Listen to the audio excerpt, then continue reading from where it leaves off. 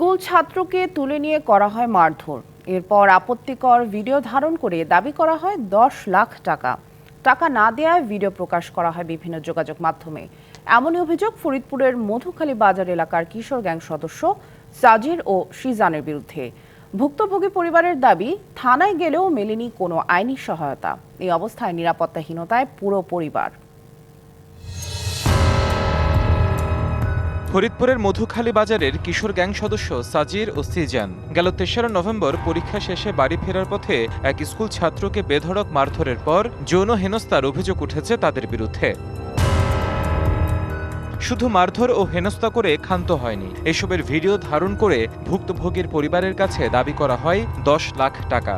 আর দাবি করা টাকা না পেয়ে ভিডিও ছড়িয়ে দেওয়া হয় বিভিন্ন যোগাযোগ মাধ্যমে। দিন ধরে শারীরিক এবং মানসিক অনেক অত্যাচার করা হয়েছে এবং আমাকে হুমকি মুখে রাখা হয়েছিল এবং 3 তারিখে আমি পরীক্ষা দেওয়ার শেষে আমাকে মোটরসাইকেলে তুলে মুখ চাপা দিয়ে তুলে নিয়ে একটি গহীন জঙ্গলে নিয়ে অনেক মারধর করা হয়েছে এবং উলঙ্গ করে ভিডিও করে সেগুলো মানুষের কাছে দেওয়া হয়েছে। নগদের সর্বোচ্চ বার 167 টাকা রিচার্জে পাবেন 1 লাখ টাকা পুরস্কার। আরও আছে প্রতি সপ্তাহে পুরস্কার ও ক্যাশব্যাক।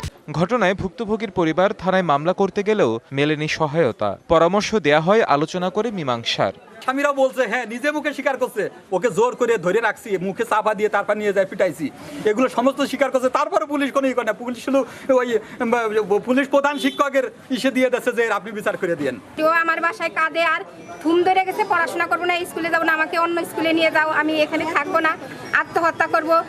পুলিশ জানায় মীমাংসার কথা বলা হলেও ভুক্তভোগীর পরিবার মামলা করলে তদন্ত করে ব্যবস্থা নেওয়া হবে। তাদেরকে বলেছি যে যেহেতু স্টুডেন্ট লেখাপড়া করবে তাকে পড়াশোনা করতে হবে, তারা দেখতে চেয়েছেন বিষয়টা, আলোচনা করতে চেয়েছেন, আপনারা সেখানে দেখেন, দেখে তারা কি বলে, যদি আপনার সন্তুষ্ট হলেন ভালো, আর না হলে যদি আইনগত কোনো ব্যবস্থা আপনার প্রয়োজন হয় আমার কাছে আসলে আমি প্রয়োজনীয় ব্যবস্থা নেব। এমন ঘটনার দৃষ্টান্তমূলক বিচার পাওয়ার সাথে আর পুনরাবৃত্তি দেখতে চায় না এলাকাবাসী। যারা নির্যাতিত করেছে, যারা এর সাথে জড়িত, এদের দৃষ্টান্তমূলক শাস্তি চাই। এর জন্য আমরা শাস্তি চাই, এর সুস্থ বিচার যাতে হয়। DBC news desk.